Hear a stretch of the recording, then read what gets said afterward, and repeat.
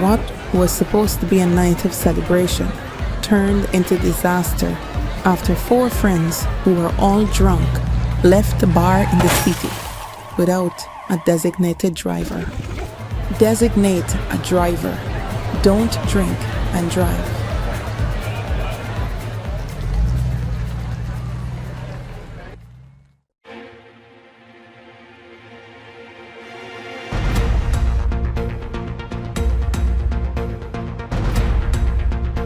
This is your News Source Evening Bulletin for today, Tuesday, the 19th day of November in the year 2024.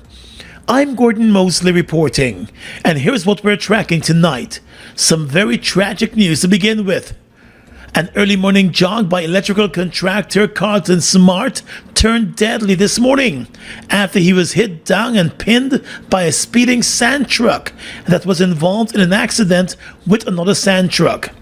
According to eyewitnesses, one of the trucks was being driven along Sheriff Street, while the other was crossing Sheriff Street from Dennis Street. The truck being driven along Sheriff Street collided with the back of the one crossing the street at top speed, resulting in both drivers losing control. The accident occurred just before 6 o'clock this morning. One of the trucks slammed into a number of cars and into a house and power pole, while the electrical contractor was hit down by the other truck, which ended up partly in a canal. At the scene, eyewitnesses said the drivers of both trucks were speeding and therefore did not have enough time to slow down, resulting in the collision. The electrical contractor Carlton Smart, who lived in the area but was originally from Linden, was pinned onto the truck for more than 2 hours as attempts were made to pull it back. He was pronounced dead on the spot. Both truck drivers were taken to the hospital with multiple injuries. Their names have not been released. Eyewitnesses said it's time to slow down. Mr. Man, the truck man, they need to take their time drive on the road. You understand what I'm saying? Truck driver, you can't get these little young driver truck to drive. They're not driving caution on the road. They're driving too wild. And look there, you take the man life there now. This truck man over with the overboard, he coming over from Dennis Street to from Sapphire side, and the speed we coming with comes straight over. You understand? When he come over, he got another truck come from Sheriff going down, lash my car and kill a person there, make the person pin down on the car there. Truck and this side here, they don't have no mercy for drive. They just speeding and they don't care if they have people or no people. They have to take it in this side. They have people have business, they have family, they have another people doing business. Imagine that this thing happening in the night. This is the business, support my family, support my child, support my life here. Because you know you have to work when you not be in your country, you have to work and sacrifice your time for doing your own thing. Several other cars were damaged by both trucks as they went out of control, and 2 properties which both house businesses along Sheriff Street were also damaged by one of the trucks. Guyana is observing Road Safety Month this month, and there have been repeated calls for safer use of the roadways, especially by the growing number of heavy-duty trucks that are currently on the country's roads, as there is a construction boom. Just last week, the traffic chief Mahendra Singh said drivers need to be much more careful on the country's roadways. Speeding alone accounts for most of our fatal accidents of 2024, supported or complemented by inattentiveness owing to a driver wishing to turn up or turn down his or her music, the use of a cellular phone, or maybe a child who is not harnessed properly in the rear seat of a motor vehicle. Speeding will never be the option. You are urged to slow down and use the road carefully. The electrical contractor who died in the accident, Carlton Smart, was well known. He was married and was the father of 2 children. He is originally from Rainbow City in Caracara, Linden, and was also well known among basketball players in that community. Tonight, he's being remembered as a humble and caring family man, husband, and father, who was also hardworking. Friends said he only recently started to jog in the area as part of a new routine to develop a healthier lifestyle. More news coming up in a moment. It all starts with one. Maybe it's one look, you know the one, or one touch, even one word. It can start with one step or one promise, one thrill one first time, one deep breath, one leap of faith, one day to remember, or one night to forget. One moment, so many stories that make up one crazy, average, everyday, fabulous life. We get one life, just one. Make your move. It all starts with one.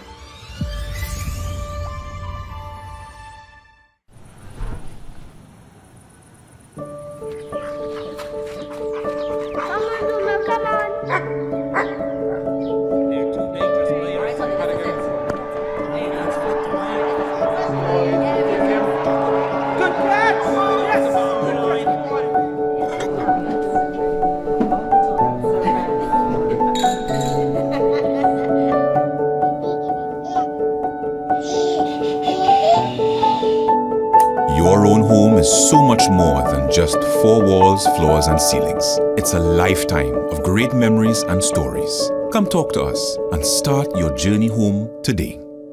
Republic Bank, we're the one for you. The Global Super League has arrived. It's time for the Amazon Warriors to face their toughest test yet. Support your Warriors as they take on cricket powerhouses from Australia, Bangladesh, England and Pakistan. Tickets are available now at the box office or online at gslt20.com. The ExxonMobil Guyana Global Super League. You don't want to miss this. The Guyana Elections Commission GCOM is currently conducting a national registration exercise. Who can register? Anyone who will be 14 years or older by December 31st, 2024 and is a Guyanese citizen by birth, descent, naturalization, or is a citizen from a Commonwealth country living in Guyana for 1 year or more. Types of transactions. Anyone eligible for registration is required to visit the registration office responsible for his or her area of residence to apply for registration. Persons who are already registered could apply for a name change if they have changed their names since they were last registered. Apply for corrections if there is incorrect information on their national ID cards. Persons who are desirous of conducting any of the above transactions must provide the relevant supporting documents. Persons who are already registered could request that their photographs be retaken if the quality of the photographs on their ID cards is unacceptable. Collect their new ID cards if they have not done so as yet. This registration exercise will end on November 29, 2024. For further information, please contact GCOM on the following hotline numbers: 225-027729, 226-6557, 223-9650, or visit the GCOM website at www.gcom.org.gy.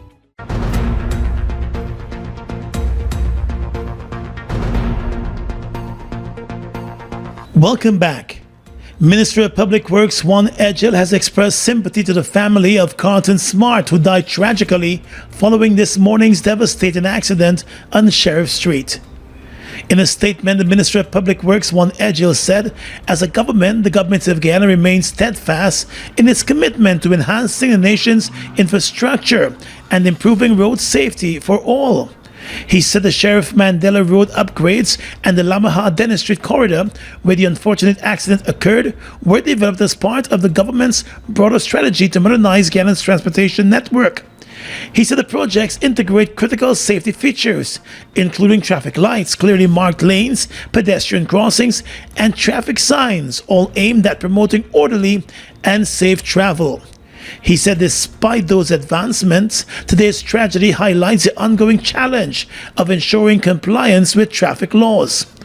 According to the minister, preliminary investigations indicate that multiple violations contributed to the accident, including excessive speeding, disregard for traffic signs, overloaded vehicles, improper lane usage, and failure to yield to pedestrians. He said while the government has made significant strides in upgrading infrastructure, the ultimate success of the measures lie in the responsible behavior of all road users. The Minister of Public Works said the government is therefore urging every driver, particularly operators of heavy-duty vehicles such as trucks carrying building materials, to strictly adhere to traffic laws, respect speed limits, obey traffic signals, maintain lane discipline, and prioritize the safety of pedestrians and pedal cyclists at all times. Meanwhile, opposition Member of Parliament Amanza Walton-Desir is calling for the government and the authorities to do more to enforce the safer use of the roadways.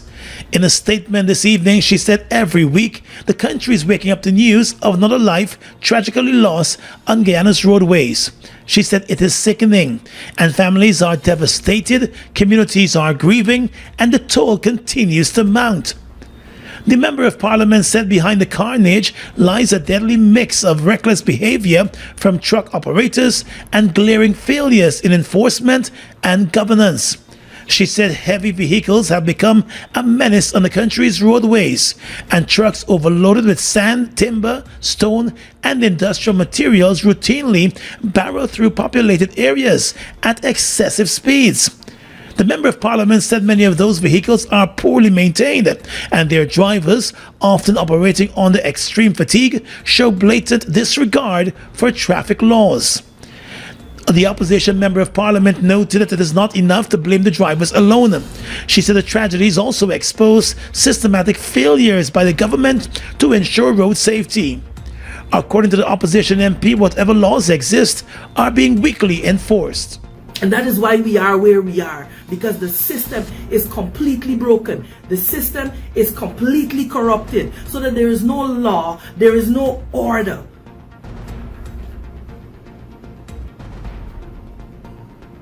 Because everybody believes that it's all about the money and you got to do whatever you got to do to get it. And because that attitude is condoned by the people who are supposed to be upholding and protecting, by the ministers in the government who call and pressure the police, because guess what? A certain amount of sand got to be delivered, or we need the stone for this project. And that cultivate this attitude of lawlessness. They are to be blamed. The blood is on their shoulders, and they mustn't be allowed to get away with it. And this is why you see, I don't think sometimes this government, and listen, I'm placing the blame for this squarely at the feet of the government. I want to be very clear, because this is as a result of their incompetence and mismanagement. This is as a result of incompetence and mismanagement. So I want to be very clear. All of this lawlessness that you see happening is because we have a lawless government in place. And they do not think about how their actions affect the people. So today we got a family in mourning. They have lost the only breadwinner.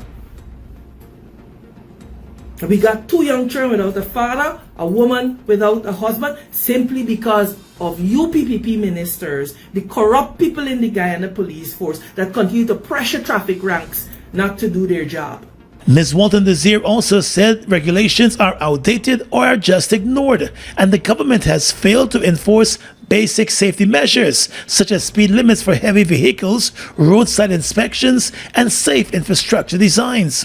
She said the inaction is inexcusable and the country needs to act now. She said there should be zero tolerance for violations, mandatory driver certification, independent oversight of vehicle inspections, technology to monitor and deter, upgraded infrastructure, and public awareness and accountability. She said the government of Guyana must act now and take the bold steps required to make the country's roads much safer. The Global Super League has arrived. It's time for the Amazon Warriors to face their toughest test yet.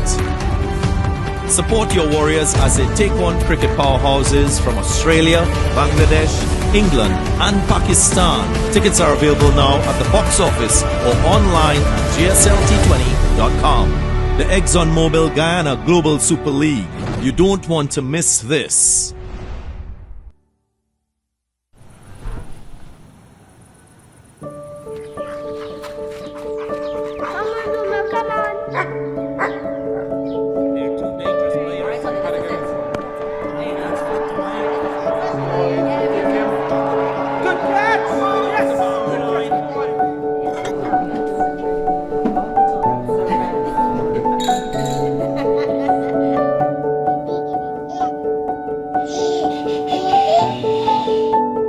Your own home is so much more than just four walls, floors, and ceilings. It's a lifetime of great memories and stories. Come talk to us and start your journey home today.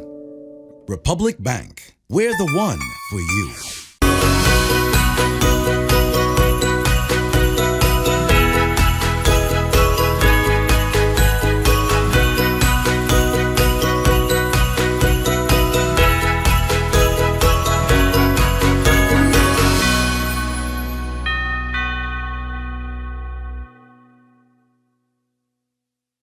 It all starts with one.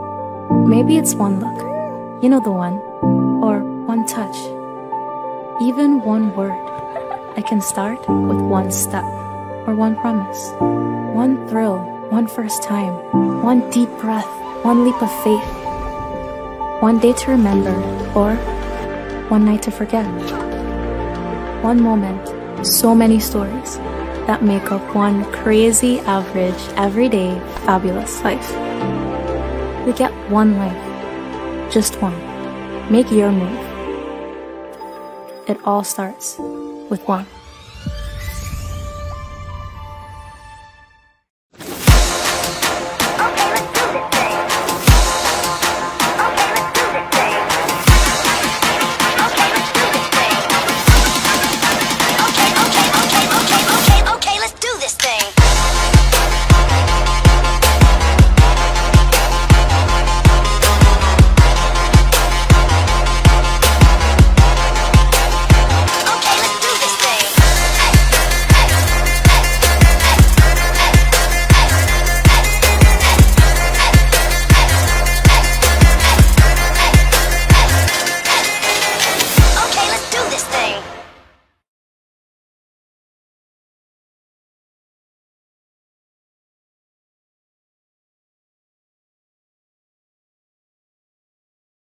Assistant Commissioner of Police Calvin Brutus, who is facing more than 200 criminal charges in the court on allegations of money laundering and other financial crimes, has filed a $400 million lawsuit against the Attorney General Anil Nandlal, head of the Special Organized Crime Unit, Assistant Commissioner Fazal Karimbash, and a number of other police officers. He's accusing the named respondents in his court action of malfeasance in public office. In a statement this afternoon through his attorneys, Mr. Brutus is also calling for an independent criminal investigation to be conducted into the actions of the named respondents in the court action. Additionally, he's asking that a presidential commission of inquiry be conducted into the conduct of those named in his court action and their conduct of the investigations that were carried out against him. Brutus has also expressed his willingness to submit himself to a polygraph test on the claims he makes in his court action, and has stated that he is prepared to appear before any commission of inquiry. The Assistant Commissioner of Police has accused many in the top brass of the police force of conspiring with each other and other persons against him to launch the investigation that has thrown him before the courts to face more than 200 criminal charges. He has declared his innocence of those accusations. On Monday, during his most recent court appearance, one of his attorneys said Mr. Brutus intends to fight each of the more than 200 charges that have been filed against him. Those charges were filed by the Special Organized Crime Unit following an investigation that went on for more than 2 months. The investigation was initially triggered by concerns over large deposits into Brutus's credit union accounts, but later widened after information was provided by the Financial Intelligence Unit about his bank accounts and the accounts in the names of his wife, his toddler son, and 3 companies owned by them. Most of those accounts have since been frozen by the High Court. In court documents, SOCU has said the financial crimes probe against Mr. Brutus was related to more than $800 million. $500 million was found in the bank accounts in his name and the names of his wife, toddler son, and their companies. With the Guyana Police Force facing serious allegations of political interference and corruption, the Working People's Alliance said it would support the launch of a commission of inquiry into the police force and all of its operations. At a press conference on Monday, WPA co-leader Dr. David Hines explained that the intention of a police force commission of inquiry would be to ascertain the facts while addressing major issues plaguing the Guyana Police Force. The Guyana Police Force needs, like a lot of the institutions in our country, which has been corrupted by the PPP, needs a complete overhaul. As a party that believes that we must not act just off the top of our heads, we would support a clear commission of inquiry into the operation of the police force. And we would recommend that such an inquiry be conducted by a combination of Guyanese and regional experts. Dr. Hines said it is his party's belief that political interference is fueling corruption within the Guyana Police Force. He believes it is time for the depoliticization of the Guyana Police Force. I think that a lot of the problems in the police force begins there, with the politicization of the police force. And so a top priority would be the depoliticization of the police force. Another priority would be the wages for policemen and women. Like all public servants, we feel that they're not paid adequate wages, and so that in itself helps the corruption syndrome in the force. And weighing in on the issue, executive member of the WPA, Takuma Ugunsi, said the party would also recommend that the rules and regulations governing the force be fully implemented. In order to have the police force be loyal to the government, they encourage the top of the police force and the police force in general to engage in corruption.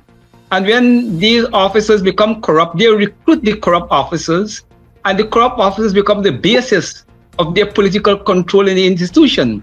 So while we wait for the commission, we will quickly move to tighten the system using all the laws and regulations that we have on the book, and to create a new atmosphere where those who are accountable in the senior ranks and they violate their responsibility, they will be punished. In recent months, a number of police officers have found themselves facing serious allegations of corruption and other wrongdoings. Just yesterday, Assistant Commissioner of Police Calvin Brutus faced 201 additional charges filed against him on allegations of fraud and money laundering. Back in October, he faced an initial 31 charges. The charges filed against him followed an investigation by the Special Organized Crime Unit with support of the Financial Intelligence Unit. A Georgetown businessman was busted by the Customs Anti-Narcotics Unit at his residence on Monday with just over 8 pounds of cocaine in his possession. The businessman's name has been given as Lennox Gowen of Avocado Drive in East Rheinveld here in Georgetown. According to reports, a suitcase arrived at the Eno backtrack crossing for Gowen from neighboring Suriname. He reportedly sent a driver for the suitcase in Berbice, and the driver was followed by Kanu agents who were acting on information that they had received. The agents reportedly visited the man's house just after he collected the suitcase, and it was searched in his presence. The search revealed false sides of the suitcase with cocaine neatly packed in those false sides. The businessman was told of the offense of cocaine possession and arrested. He was taken to Kanu headquarters along with the cocaine. Charges are being prepared to be filed against him. News source understands that Kanu and other law enforcement agencies have been closely monitoring the backtrack crossing in quarantine on suspicion that it was being used to ferry drugs between Suriname and Guyana. Guyana's economy is rapidly transforming, and we're all part of it. Guyoil is at the forefront of this development by providing reliable and efficient energy and supporting community development from the very core. 100% of Guyana's profit goes back to building schools, roads, and other important infrastructure that connects our cities and towns, providing fuel to domestic, marine, industrial, and aerial transportation. Guyana has now repositioned itself as a market leader in the petroleum industry, building a better future for all of us. GCOM is currently conducting a national registration exercise. Who can register? Anyone who will be 14 years or older by December 31, 2024 and is a Guyanese citizen by birth, descent, naturalization, or is a citizen from a Commonwealth country living in Guyana for 1 year or more. Where to apply for registration? You are required to visit the registration office that is responsible for the registration of persons in your area of residence to apply for registration. Office hours, Monday to Thursday, 8 to 12 hours, 13 hours to 16 hours 30, and Friday from 8 to 12 hours and 13 to 15 hours 30. The offices will be closed on weekends and holidays. This registration exercise will end on November 29, 2024. For further information, contact the GCOM on 225-027729 or visit the website www.gcom.org.gy.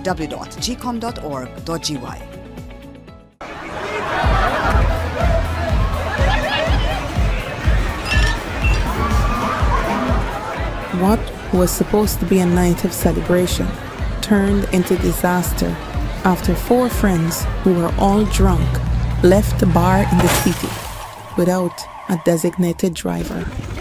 Designate a driver. Don't drink and drive.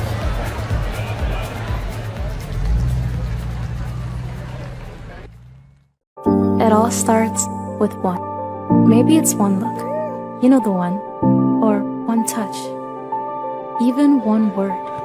I can start with one step, or one promise, one thrill, one first time, one deep breath, one leap of faith, one day to remember, or one night to forget. One moment, so many stories that make up one crazy, average, everyday, fabulous life. We get one life, just one. Make your move. It all starts with one. Across the region tonight, let's begin in neighboring Brazil, where the police arrested 5 people today, including a member of former President Jair Bolsonaro's cabinet, suspected of being involved in an alleged plan to kill then-President-elect Lula da Silva in 2022, days before he took office. Documents seized by the police revealed a plan to shoot or poison Lula and his vice president and put 2 retired army generals, a national security advisor, and a former defense minister in charge of leading the country with the idea of holding new elections. The conspiracy included the attempted murder of a Supreme Court justice with an explosive device or poison, the police said in a statement.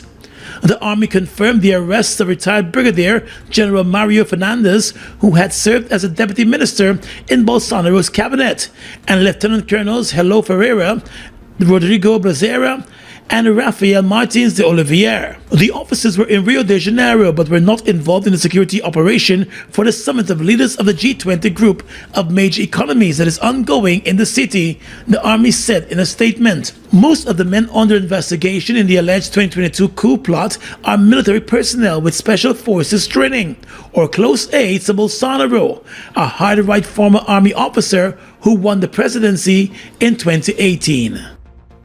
The UN Humanitarian Air Service will restart flights around Haiti tomorrow following a week's hiatus and resolving regulatory issues, according to a statement from the UN World Food Programme, which manages the service. The UN paused flights to Haiti's capital last Tuesday, a day after gangs struck 3 commercial planes with gunfire, prompting the U.S. aviation regulator to ban U.S. airlines from flying to the conflict-ravaged Caribbean nation for 30 days. Haiti's government helicopter also resumed services on Monday, transporting 3 new government ministers following a cabinet shakeup last week that saw the prime minister being ousted and many of his top ministers replaced. Even as the flights restarted, armed violence continued in parts of the capital of Port-au-Prince in Haiti, The majority of Port-au-Prince is under the control of armed gangs, who have been making gains in recent weeks, while a long-delayed partially deployed UN-backed mission to reclaim territories and ensure aid deliveries continues to stall. And finally tonight, international news.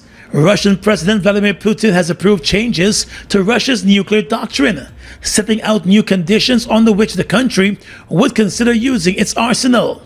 The doctrine now says an attack from a non-nuclear state, if backed by nuclear power, will be treated as a joint assault on Russia. The update was proposed in September and rubber-stamped on Tuesday, the 1000th day of the war with Ukraine. It also follows Washington's decision on Monday to allow Ukraine to fire long-range U.S. missiles into Russia. Under the changes, a large attack on Russia with conventional missiles, drones or aircraft could be the criteria for a nuclear response, as could an attack on Belarus or any critical threat to Russia's sovereignty. Any aggression against Russia by a state which is a member of a coalition would be seen by Moscow as aggression from the entire group. And that's your News Source Evening Bulletin for tonight. I'm Gordon Mosley reporting and encouraging you to have a safe and enjoyable night.